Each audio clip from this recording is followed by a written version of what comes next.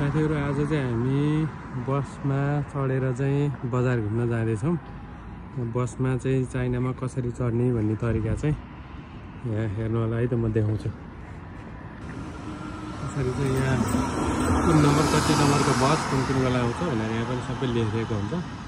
यहाँ एपहरु download app छ भने चाहिँ स्क्यान गरेर यसमा पनि हेर्न मिल्यो। हाम्रो चाहिँ 16 नम्बरको बस छ हामी जानुपर्ने चाहिँ 16 नम्बरको बस हेरौँ कुन बेला आउँछ। यो बस कति नम्बर 19 यो नि हैन। यो चाहिँ आफ्नो बस कहाँ आइपुग्यो भनेर देखाउँछ हैन। हामी चाहिँ अहिले यो रातो लागेको ठाउँमा छौँ। बस यहाँ आइपुग्यो।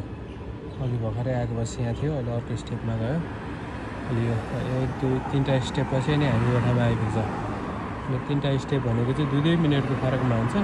भनेको 6 मिनेट पछि मात्र बस आइपुग्ने रहेछ।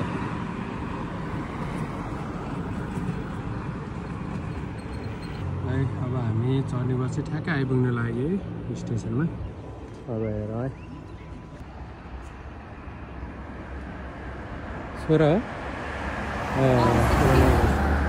बस आयो।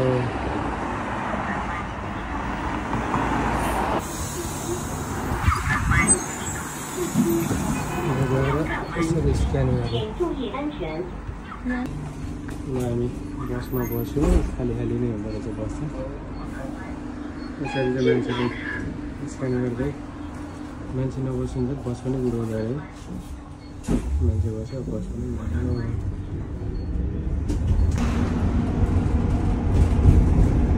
भ्यू भनेको